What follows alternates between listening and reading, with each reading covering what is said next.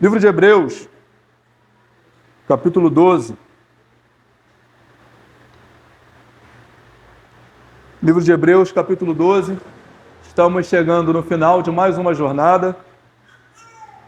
Eu espero em Deus que os irmãos estejam sendo transformados pelo entendimento da palavra, que o Senhor nos abençoe por meio da sua palavra. Eu espero em Deus que toda essa nossa caminhada, toda essa nossa jornada não seja vã. Hebreus 12. No capítulo 11, talvez o capítulo mais famoso do livro de Hebreus, especialmente por causa do seu final, que trata sobre os heróis da fé, o autor aos Hebreus apresenta esses exemplos para motivar os cristãos. Por quê? O que estava acontecendo com os destinatários dessa carta? Estavam sendo perseguidos, estavam sendo pressionados a retornar às práticas judaicas, da religião judaica e abandonar o cristianismo. Então, o que o autor aos Hebreus vai fazendo em todo o livro é apresentar que Cristo é maior do que todos os dogmas, do que todos os costumes, do que tudo aquilo que tinha importância na religião judaica. E aí a gente termina o capítulo 11 com ele falando que todas essas pessoas, todos esses heróis da fé, eles deram testemunho por meio da fé. No entanto, nenhum deles recebeu o que havia sido prometido. O que é que o autor aos Hebreus está falando mesmo? O que foi que eles não viram?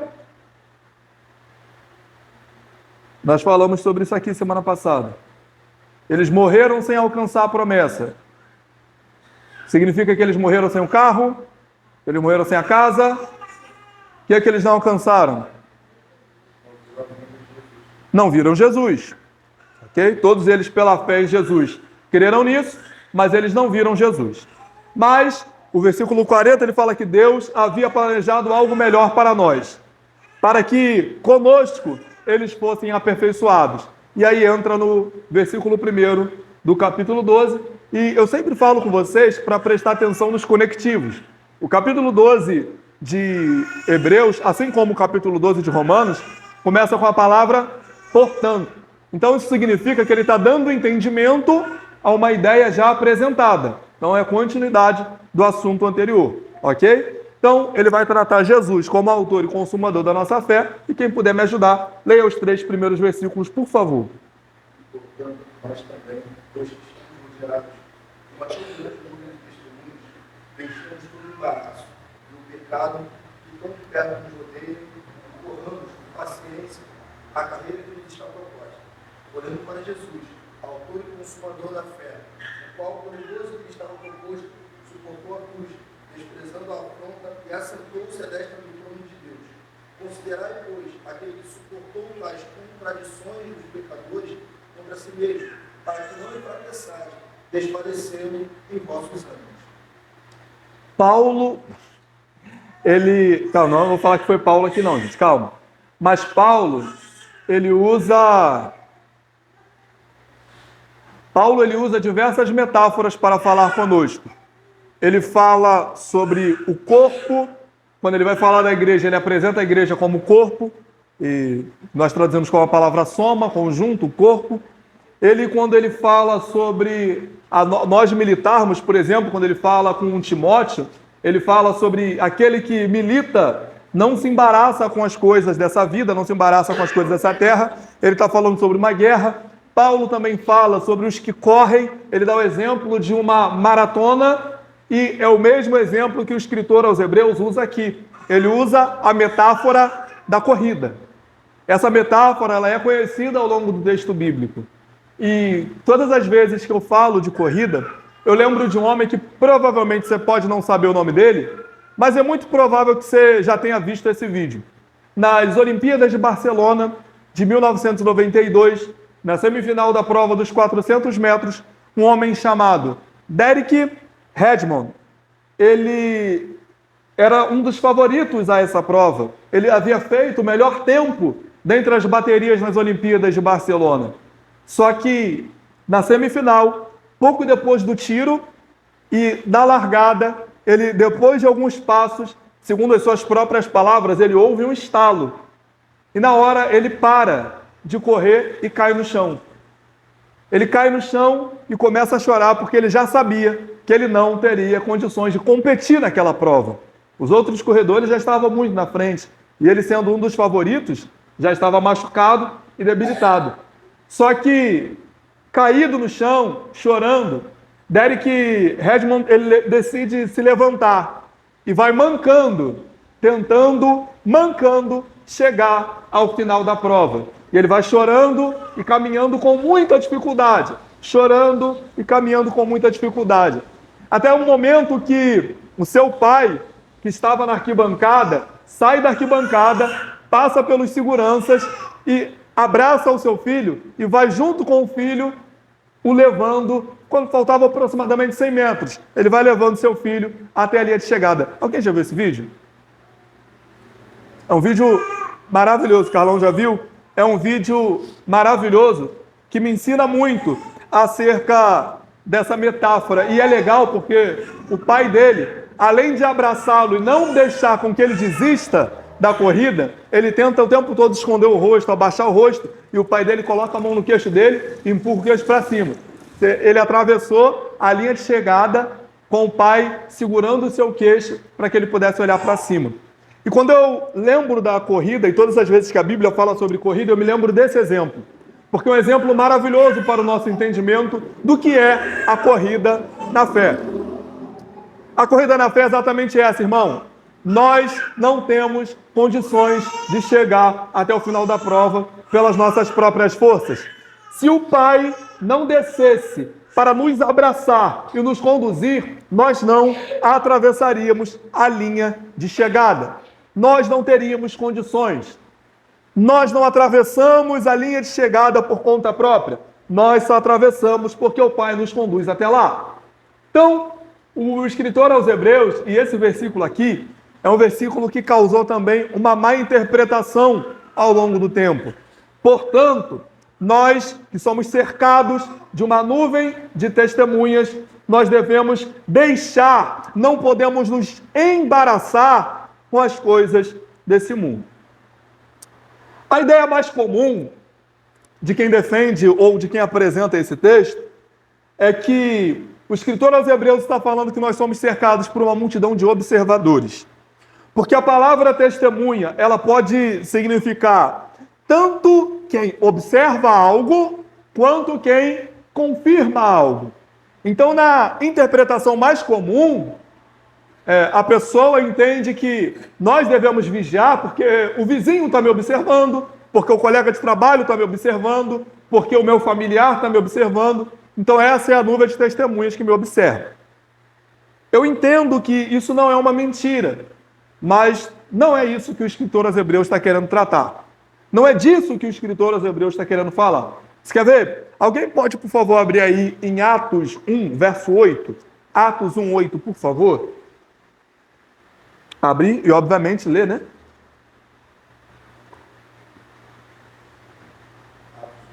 Isso.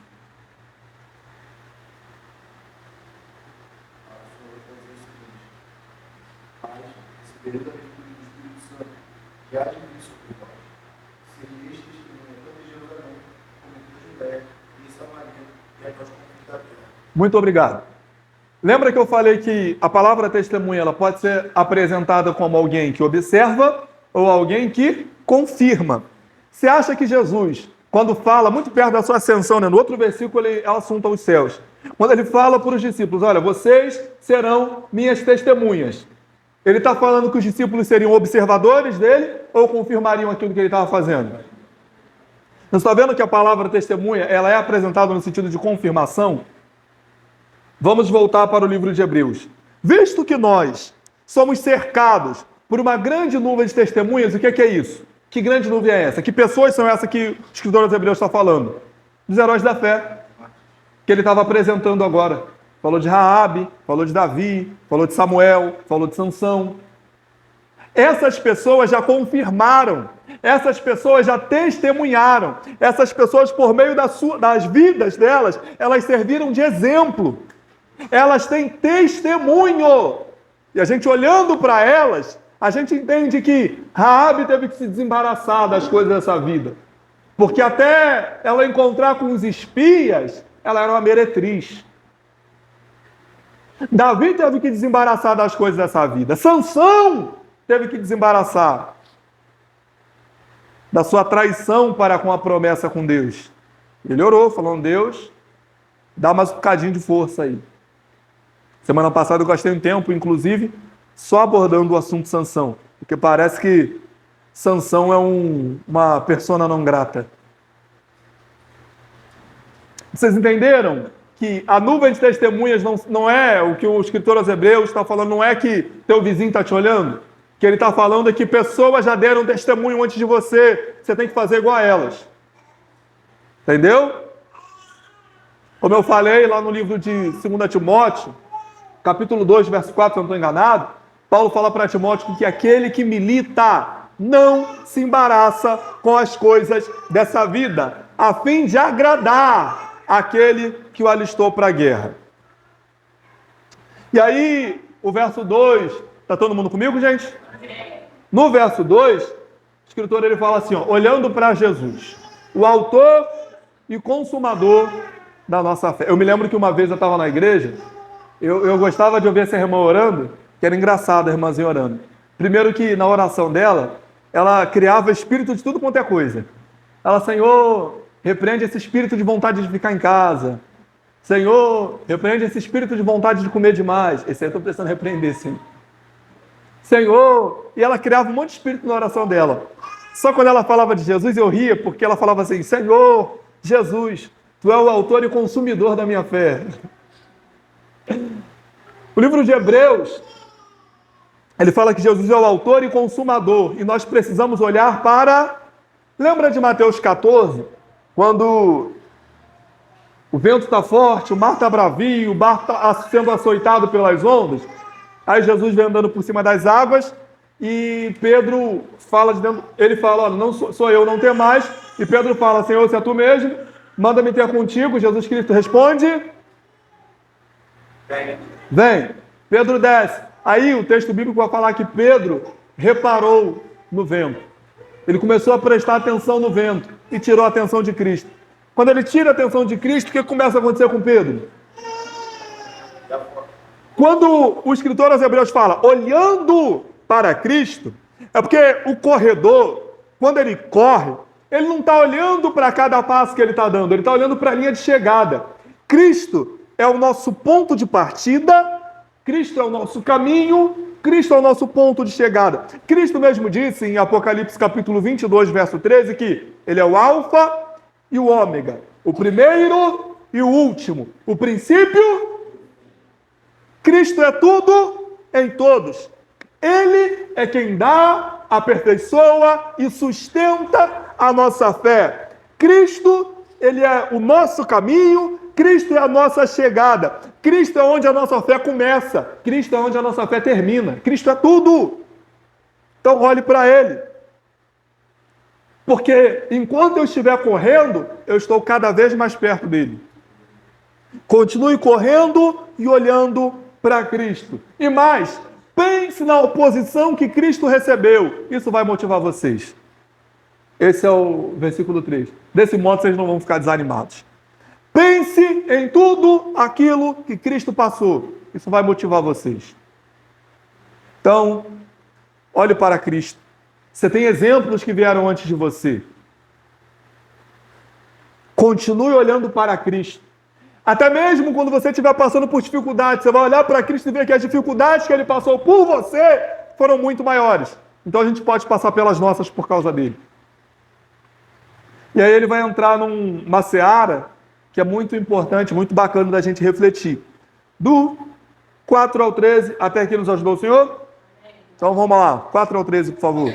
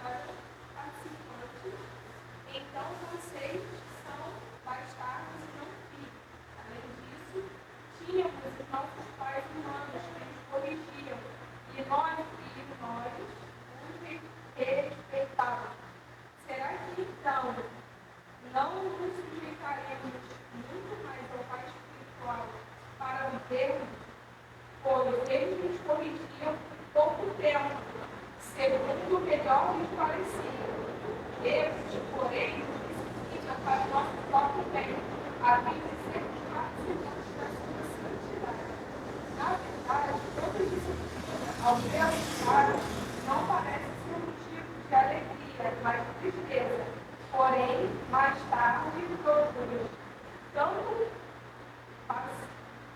pacífico aos que têm sido corrompidos e padrões. Por ela exercitados.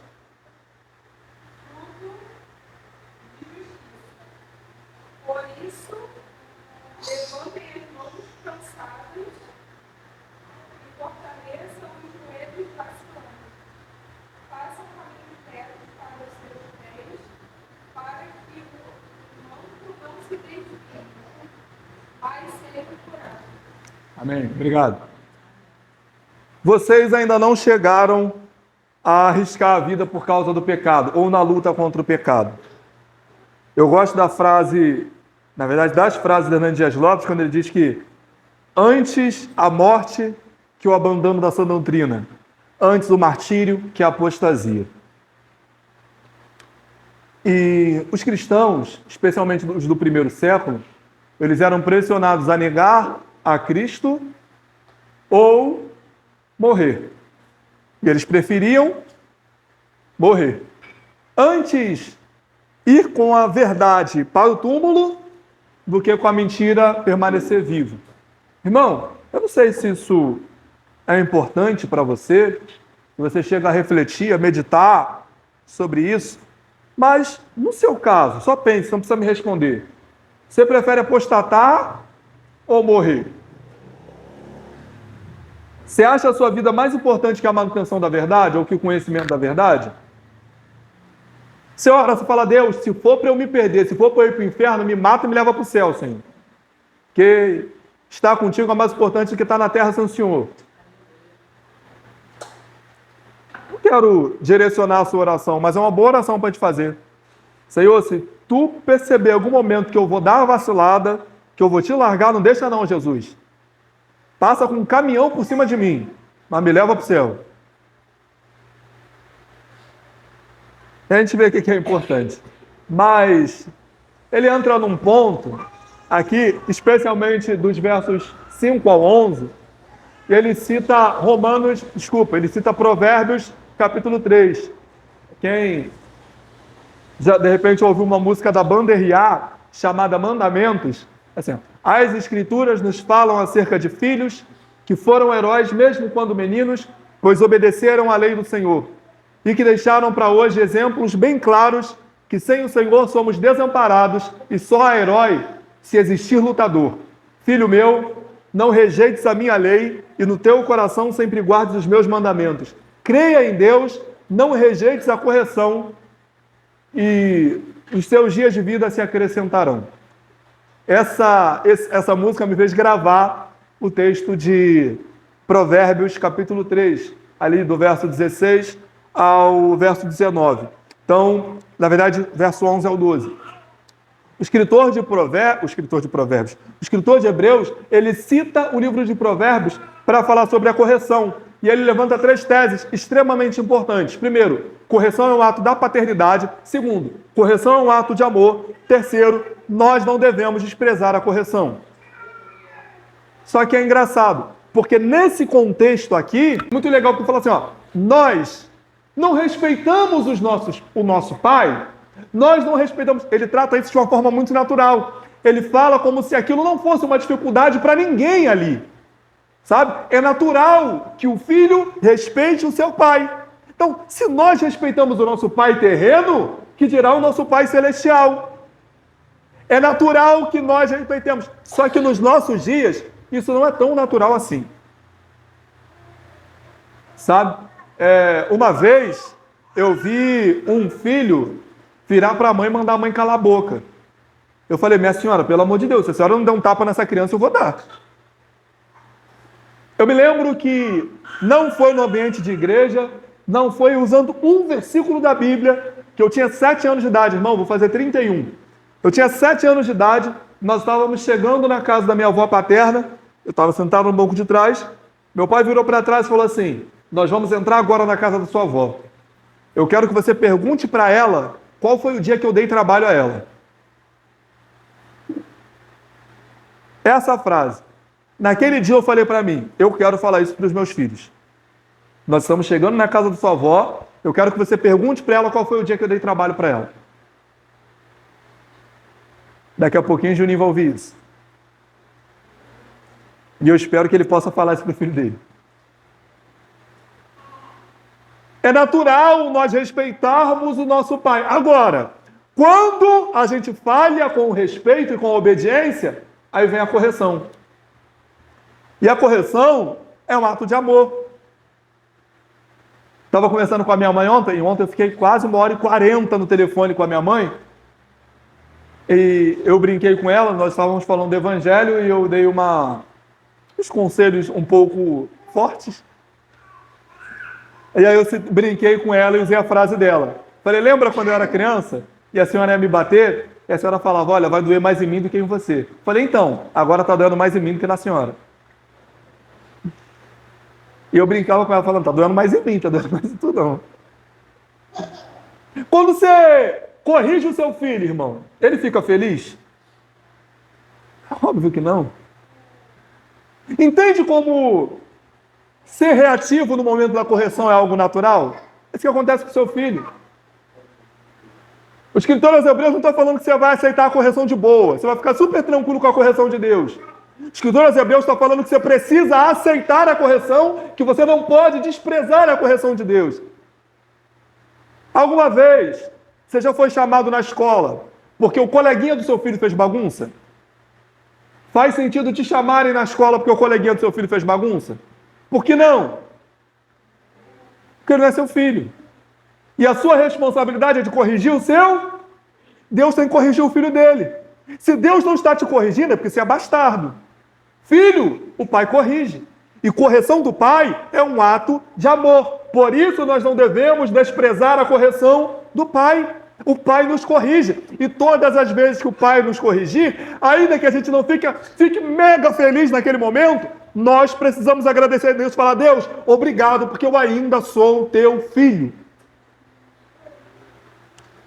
Correção não é um ato de ódio, irmão. E aí, como que Deus vai me corrigir? Bem, ele vai usar as pessoas para me corrigir. O livro de Provérbios também diz que ferro com ferro se afia. Ou você espera que Deus desça em pessoa, em carne e osso, por mais uma vez, para te dizer que você não deve assistir pornografia, que você não deve xingar palavrão, que você não deve falar mal dos outros. Você espera que Deus desça em carne e osso para te falar essas coisas? Isso não vai acontecer. Deus vai usar pessoas direcionadas pelo seu próprio Espírito para nos corrigir por meio da sua palavra. Só que a gente não pode desprezar a correção. Eu gosto da frase de um pastor que eu conheço, que ele fala que a gente não pode ser o crente pá, a gente tem que ser o crente inchada. É uma referência legalzinha. Que a pá você pega e joga, a enxada você puxa para si. Então, nós não podemos de forma nenhuma desprezar a correção que o Senhor tem para nós. Porque enquanto ele faz isso, significa que a gente é filho. Se quando você corrige o seu filho, ele não fica feliz, você quer que a vida com Deus seja um passeio na Disney, né? Se acontecer alguma coisa que te desagrade, como se o objetivo fosse agradar você, já quer largar tudo.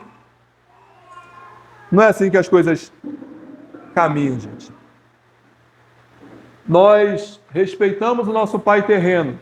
Nós recebemos a correção do nosso pai terreno. E o nosso pai terreno é pecador. Eu estava brincando também no telefone com a minha mãe ontem, e a gente falou, não, você não vai bater no seu filho, porque a mão de homem é muito pesada. Eu falei assim, não, eu vou bater no meu filho só uma vez de cabide. Porque eu apanhei de cabide do meu pai. Só apanhei do meu pai uma vez, foi de cabide. Ela, tu não vai fazer isso? Eu falei, vou fazer sim, porque alguém tem que pagar essa conta. Esse boleto está aberto, tem que quitar em alguém. É óbvio que isso é uma brincadeira. Caso esse vídeo chegue no conselho tutelar, isso é brincadeira. Pelo amor de Deus, não taque uma cadeira no seu filho. Tem aquela brincadeira, né? Minha mãe só me bateu uma vez, o restante foi tentativa de assassinato. Correção não é espancamento, tá? Correção não é espancamento. Eu estava aqui no domingo com um papelzinho com a Helena rabiscando. E daqui a pouco a caneta dela saía do papel e passava na Bíblia. Aí eu falei, mostrei para a Paula, falou essa coisa legal. Aí ela olhou para a Bíblia e eu falei assim, amor, todas as vezes que eu olhar para essa Bíblia, eu vou lembrar que eu tenho a Helena na minha vida, porque a Bíblia está rabiscada por causa dela. Eu conheço a história de pais que um menino resolveu fazer um desenho no carro. Conhece a história? Ele resolveu fazer um desenho no carro para mostrar para os pais o quanto ele o amava, o quanto ele os amava. Então, os pais compraram um carro novo, o menino viu o quanto que os pais gostavam do carro, ele pegou uma chave de fenda na garagem e fez um desenho na lataria do carro para os pais. E depois chamou os pais para ver o desenho. Falou, aqui, olha o desenho que eu fiz para vocês. Os pais espancaram o menino e bateram muito na mão do menino. Quando a mãe percebeu que a mão do menino estava sangrando muito, levaram para o hospital. Chegaram no hospital, já não havia mais salvação, o médico teve que amputar as 2 mãos do menino. Quando eles puderam entrar na sala, depois da cirurgia, o menino levantou os 2 braços e falou assim, olha pai, eu nunca mais vou rabiscar o seu carro. O pai não aguentou aquilo, saiu do hospital e tirou a própria vida. Correção não é espancamento. Correção não é linchamento. Se correção é um ato de amor, é extremamente necessário que aquele que corrige ame. Porque senão você só está fazendo por arrogância. E arrogância não tem nada a ver com Deus. Então seja no seu ambiente familiar, seja no ambiente de igreja, eclesiástico, você exercendo uma liderança, uma autoridade sobre a vida da pessoa, se você não ama aquela pessoa o suficiente, não corrija. Porque senão você vai estar indo com o seu eu, com o seu ego, com a sua arrogância. E a arrogância não corrige ninguém. Ele termina esse trecho que nós lemos falando, revigorem as suas mãos cansadas. Fortaleçam os seus joelhos enfraquecidos. Façam caminhos retos, caminhos direitos para o céu. Façam caminhos sem curva. Porque por meio dos caminhos retos de vocês, os que manquejam serão curados. E olha que coisa legal. Você, quando fica de pé, você não fica de pé sozinho. Você, quando anda um caminho certo, você não anda o caminho certo sozinho. O escritor aos Hebreus está falando que quando nós firmamos os nossos passos, outras pessoas firmam os passos por conseguinte. Você lembra quando Pedro, ele nega Jesus é crucificado? O Pedro fala assim, quer saber do que mais? Eu vou pescar. O que os outros discípulos fazem? Vão com ele. Só que quando Jesus chama Pedro, Jesus fala o quê? Pedro, eu estou te convidando para ser pescador de... Então, acabou o peixe. Acabou o peixe. Agora, você vai pescar homens. Quando Jesus morre, Pedro fala, quer saber do que mais? Vou voltar para a vida que eu tinha antes de Jesus. Ele não voltou só a pescar. Ele voltou para a vida que ele tinha antes de Cristo. Quando Pedro vai, o que acontece com os outros? Seguem Pedro. É por isso que a nossa queda nunca é só nossa. Assim como o nosso estar de pé, nunca é só nosso. Quando você anda por caminhos retos, outras pessoas andam atrás de você. Vamos continuar a leitura? Na verdade, vamos concluir a leitura fazendo uma sessão um pouco mais longa, para a gente já partir para o final. Alguém pode ler, por favor, do 14 ao 29? 29. Seria a paz com todos e a santificação, sem a qual ninguém verá o Senhor. Tendo cuidado de que ninguém se prive da graça de Deus, de que uma raiz de amargura. Hebreus 12. Não pode continuar. Por ela muito se contamina. Ninguém seja fornicador ou profano como Esaú, que por manjar vendeu seu direito de primogenitura. Porque bem sabeis que, querendo ele ainda depois de herdar a bênção, é rejeitado, porque não achou lugar de arrependimento, ainda com lágrimas e buscou. Porque não chegastes ao monte palpável, aceso em fogo, e a escuridão, e as trevas, e a tempestade, e ao sonido da trombeta, e a voz das palavras, a qual os que a ouviram pediram para que Gil não falasse mais, porque não podiam suportar o que se lhes mandava. Se até um animal tocar o monte, será apedrejado. Então terrível verá a visão que Moisés disse: estou todo assombrado e tremendo. Mas chegaste ao monte Sião, e à cidade de Deus vivo, a Jerusalém celestial, e aos muitos milhares de anjos, à universal assembleia, igreja dos primogênitos que estão escritos nos céus, e a Deus, o juiz de todos, e aos espíritos dos justos aperfeiçoados, e a Jesus, o mediador de uma nova aliança, e ao sangue da expressão, que fala melhor do que o de Abel. Vede que não rejeiteis ao que fala, porque senão escaparam aqueles que rejeitaram porque na terra os advertiam. Muito menos nós, se nos desviarmos daquele que é dos céus. A voz como deu então a terra, mas agora anunciou dizendo: ainda uma vez comoverei não só a terra, senão também o céu. E esta palavra, ainda uma vez, mostra a mudança das coisas móveis, como coisas feitas, para que as imóveis permaneçam. Pelo que, tendo recebido um reino que não pode ser abalado, devemos a graça, pela qual sirvamos a Deus agradavelmente com reverência e piedade, porque o nosso Deus é um fogo consumidor. Amém. Obrigado. Primeiro versículo também é um versículo primeiro que nós lemos aqui nesse trecho, né? Também é um versículo que gera ambiguidades, dupla interpretação. Que a primeira e mais convencional do seguir a paz com todos é: tenham paz com todos. Irmão, o que de maneira nenhuma está errado.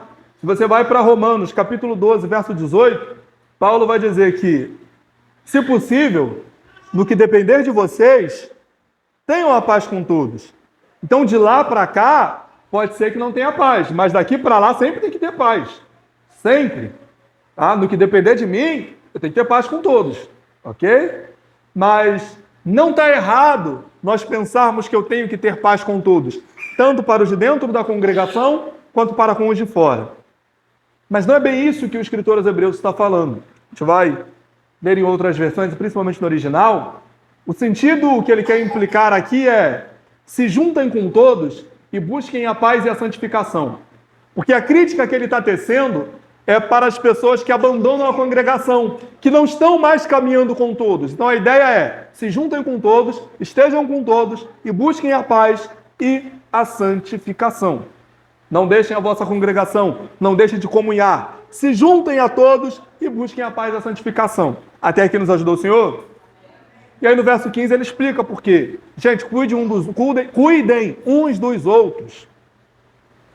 Isso aqui vale uma ressalva. Eu, há uns anos atrás, estava conversando com o pastor Wesley e eu falei para ele, nós estávamos conversando, não lembro sobre o quê. Eu falei assim: não, cara, pastor cuida, né? Ele: não, Samuel, cristão cuida. A gente tem que parar de delegar essa responsabilidade que é nossa. Ah, se o irmão está 3 semanas sem vir na igreja, o problema é do pastor. Eu faço parte do corpo? Quando o corpo morre, morre só o pé? Morre só a mão? É o corpo todo. Se um corpo todo perder o pé, o corpo todo fica desequilibrado.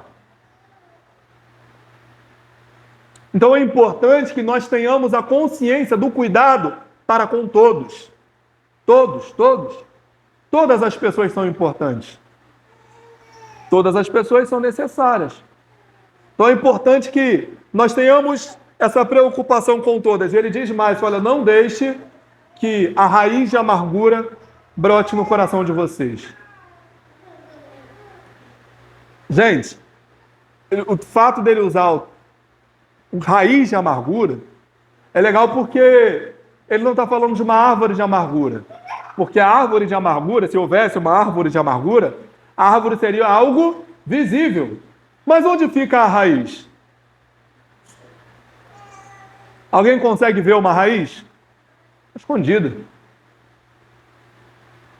Não conserve a amargura, nem que as pessoas não veem, porque tem gente que a gente vê que a pessoa é amargurada. Tipo Noemi. Não me chame mais Noemi, meu nome agora é Mara. Tem gente que é amarga. Eu conheço pessoas amargas, infelizmente. Infelizmente não porque eu as conheço, mas porque elas são amargas. Sabe? Ó céus, ó vida. As pessoas amargas geralmente são narcisistas. O narcisista é assim: poxa, ganhei um aumento de R$ 1.000, eu que ganhei de 2.000. Ou você vai falar assim: puxa, perdi R$ 1.000, e eu que perdi 2.000. Tudo com ela é sempre pior, ou tudo com ela é sempre melhor. Esse é o narcisista. As pessoas amargas geralmente são assim. E aí a gente sabe. Mas o escritor aos Hebreus está falando para a gente é que não deixe que um sentimento ruim contra o seu irmão, mesmo que escondido, fique no seu coração, porque isso vai poluir o meio de vocês. Mesmo que ninguém esteja vendo, não nutra sentimentos ruins, não nutra sentimentos pecaminosos. Esses dias eu estava conversando com uma pessoa e eu falei para ela: gente, a mágoa é um veneno que você toma esperando que o outro morra. E tem gente que faz questão de guardar o raio da mágoa. Irmão, se você quiser guardar alguma coisa, guarde a palavra no seu coração para não pecar contra o Senhor. Pessoa que fosse falar, guarde dinheiro, né? Tá vendo o que é importante para você? Guarde a palavra para não pecar. Guarde o que tu tens para que ninguém tome a tua coroa. Não guarda mágoa, não. Sabe, tinha um hino, se eu não me engano, era Raíssa e Ravel. Ó. Sabe, o pessoal nem sabe que eu fui Raíssa e Ravel. Entra Jesus, limpa, tira toda a amargura. Limpa, Jesus, deixa a minha alma pura. Toca, Jesus, toca fundo no meu ser. O teu amor me surpreenda. Quero sentir tua presença. Os seus abraços me envolver. Então, peça para que o Senhor limpe do seu coração toda a amargura, irmão. Às vezes acontece comigo, sabe? Esses dias no trabalho, uma pessoa virou para mim e falou assim: ah, Samuel, por que você não quer ajudar? Irmão, fiquei possesso. Mas não fala do meu trabalho não, irmão. Fala não. Não, porque fulana de tal falou que te ligou ontem o dia todo, você não atendeu uma vez. Ele, pois eu quero print. Aí o Samuel Carnudo deu lugar. Falei, ó, liguei para fulana, você me ligou o dia todo? Me manda um print do seu telefone, das ligações que você fez. Não tem uma chamada perdida sua aqui, eu quero print. Aí eu já fui possesso. E aí o diabo já querendo aproveitar aquela situação para criar raiz de amargura. Aí no outro dia, com a maior cara de pau, irmão, eu liguei para essa pessoa e falei assim: tá tudo bem com você? Te liguei porque eu queria ouvir sua voz. E aí a pessoa quebrou, já acabou todo o problema, a gente já riu junto, já ficou tudo bem. Teve uma vez que eu briguei com um fornecedor lá, briguei mesmo, sério.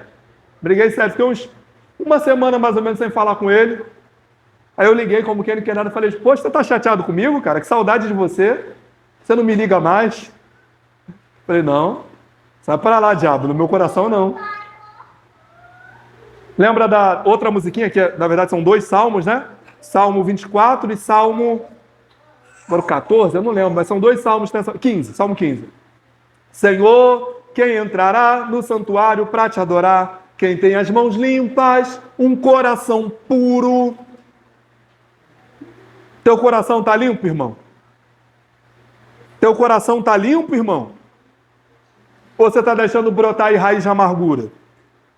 Do 16 ao 23, ele cita o texto lá de Êxodo, capítulo 19, quando o pessoal estava morrendo de medo. E o pessoal estava morrendo de medo de Deus. Só estava com medo de Deus. Fogo, relâmpago, trovão. O monte estava pegando fogo. E o povo, o quê? Vou lá nada? Vou lá nada, irmão. Olha o que Deus está fazendo ali. Eu gosto do Salmo 46, eu acho que é o verso 8. Vinde e contemplai as obras do Senhor, que desolações tem feito na terra. Ele faz cessar a guerra até os confins da terra e continua. Quebra o arco, corta a lança, queima os carros. E aí tinha um corinho que falava assim, ó: queima os carros de fogo. Queima os carros no fogo. Queima o carro de fogo. O carro de fogo já está pegando fogo. Hoje eu também musical, né? Por causa de ontem. Ontem eu estava numa apresentação maravilhosa de uma banda sinfônica e eu estou muito musical hoje. Até ouvi uma música hoje. Mas geralmente eu não faço isso. Quando chega no verso 24, e ele está desenvolvendo a ideia do 23, no 22, no 23, no 24, ele fala assim: vocês chegaram a Cristo. O autor, aliás, o mediador dessa nova aliança. E aí Paulo fala, em 1 Timóteo, capítulo 2, verso 5, que existe um só Deus e um só mediador entre Deus e os homens. Quem? Quem? Jesus Cristo, homem. Paulo ratifica a ideia apresentada por Jesus em João 14,6. Eu sou o caminho, a verdade, e ninguém... Esses dias um cara que se acha pregador, vai estar aqui, mês que vem, vai estar aqui pertinho. Ele meteu assim na pregação: eu admiro, vai estar aqui perto. Não aqui. Aqui não, João Kleber. Ele falou assim: eu admiro os nossos irmãos católicos, porque a gente não ama Jesus igual eles amam Maria. Irmão, eles não amam Maria, eles idolatram Maria. Não existe admiração de pecado, admiração de idolatria. Eles idolatram Maria. O que o texto de Êxodo, capítulo 20, diz é: não farás para ti imagem de escultura, nem a ela servirás, nem a ela te prostrarás, porque eu, Senhor, sou o vosso Deus. Fazer já está errado. Com o intuito de adorar, fazer já está errado. Então, só existe um que media entre Deus e os homens. Existe um pregador que eu estou até meio desconfiado dele, tá? Estou achando que ele já está desviado. Ele falou assim: todos os caminhos... Na verdade, foi um trecho de uma pregação, a pessoa publicou. Todos os caminhos te levam a Deus, mas somente Jesus Cristo é o caminho que te leva a Deus para ser salvo. Os outros caminhos te levam para a perdição. Não, irmão. Entenda uma coisa. Por meio de Jesus as pessoas são salvas. E por meio de Jesus as pessoas são condenadas. Ide por todo o mundo, pregar o evangelho a toda.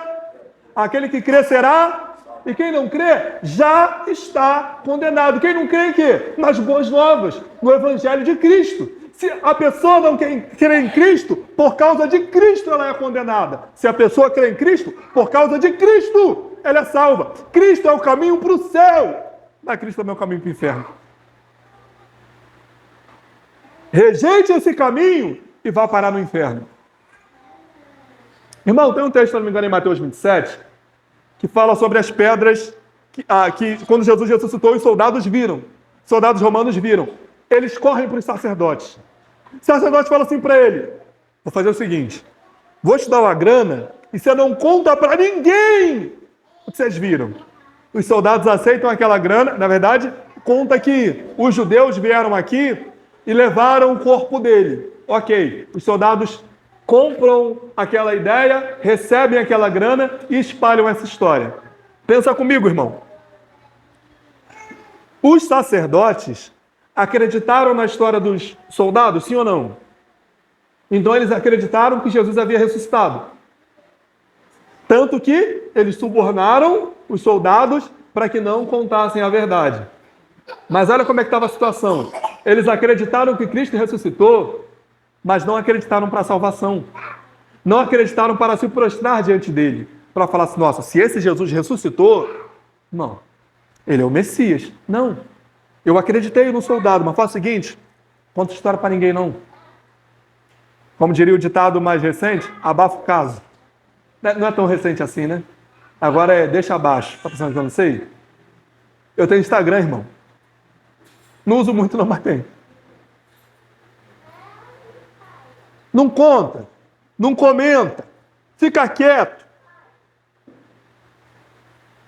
E aí, o escritor aos Hebreus termina essa ideia que ele está levantando agora falando o seguinte: olha só, quem não crê na palavra, quem não crê naquilo que está sendo dito, eu quero lembrar a vocês uma coisa, uma coisinha só: Deus é fogo consumidor.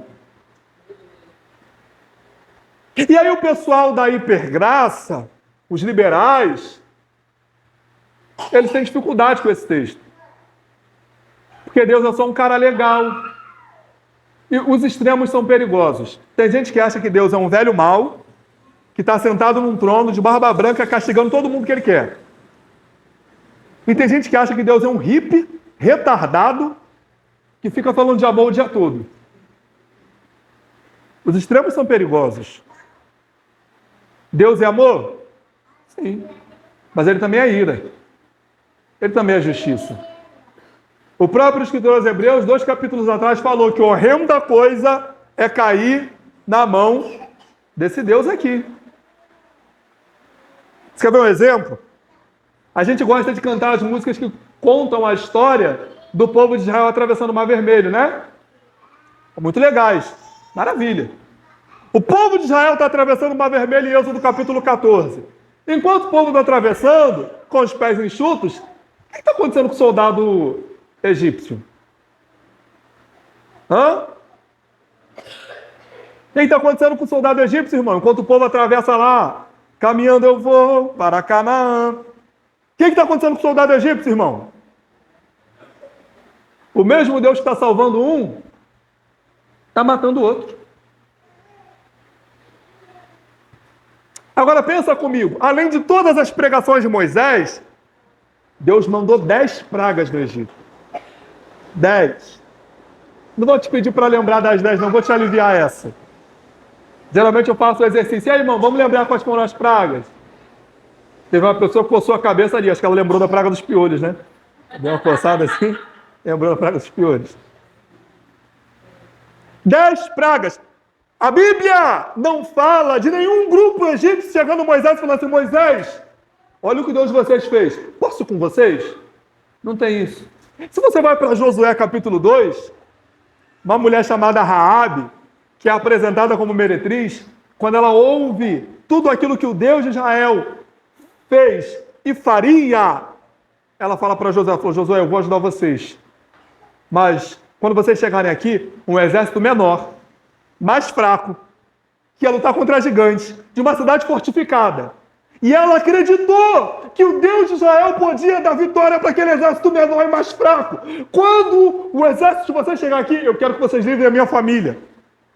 A Raabe, a meretriz, ela acreditou nisso. Ela acreditou. Agora no Egito, não houve grupo egípcio que acreditasse, mesmo vendo 10 pragas, irmão. A água transformou em sangue. Gafanhoto passou varrendo tudo. Tiveram úlceras. A praga, o anjo da morte passa e matou todos os primogênitos entre os homens e animais. E eles não se converteram. Deus é amor. Glória a Deus.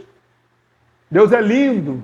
Eu me lembro que há uns anos atrás, na verdade, foi hoje, fazem 9 anos, porque apareceu a foto como recordação no meu Google Fotos. Eu printei e mandei para uma amiga minha que estava na vigília comigo. Nós estávamos numa vigília, na igreja que eu não vou falar o nome, nem se ela funciona na Antártida, nem se ela tem um formato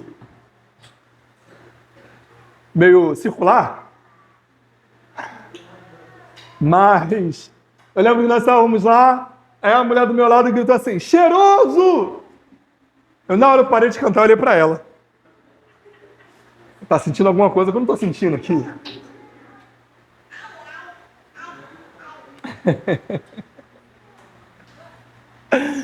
Mas há pessoas que ouvem a palavra e se submetem a esse Deus. Agora, para quem resiste, irmão? Você está lutando, ou melhor, a pessoa está lutando uma luta que ela jamais vai ganhar. Não é o que Jesus fala para Paulo? Paulo, tu só se arrebenta quando tenta lutar contra mim. Duro é para ti recalcitrar contra os aguilhões. Você só se arrebenta. Deus é fogo consumidor, irmão. Deem ouvido a esta palavra. Porque caso isso não aconteça, você vai se ver com Deus. Eu falei aqui, se não me engano, foi semana retrasada, aproveitando o hype aí da história da luta do Popó e do Bambam, sobre nós sabermos quem é o nosso pai. Você arrumaria briga com o filho do Anderson Silva? Hoje eu não arrumaria briga com o filho do Alexandre de Moraes. Jamais. Porque você sabe quem é o pai dele. Às vezes falta isso um pouco na gente, saber quem nosso Deus é. Você quer ver uma coisa? Alguém conhece a parábola do juiz Inico? A parábola do juiz Inico. Alguém conhece essa parábola? Então fica de lição de casa para vocês. Leem a parábola do juiz Inico. Quem conhece essa parábola, na verdade? Quem que representa Deus nessa parábola? Quem que representa Deus nessa parábola? Juiz Inico. Ninguém. É só para vocês responderem o juiz. Ninguém. A gente lê esse texto e acha que Deus que é uma mulher que ficava para o juiz, julga a minha causa, julga a minha causa, julga a minha causa.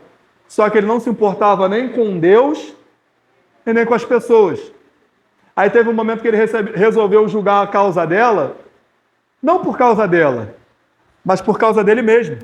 Porque ele não aguentava mais. Então, para atender uma demanda dele, ele resolveu julgar uma causa dela. E essa é a crítica da parábola. Alguém que só se importa consigo mesmo. Deus não é o juiz iníquo. Mas a gente lê esse texto achando que Deus é o juiz iníquo. Que a gente vai ficar cobrando, pedindo, ele vai dar. Deus não é o juiz iníquo. A gente precisa saber quem é o nosso Deus.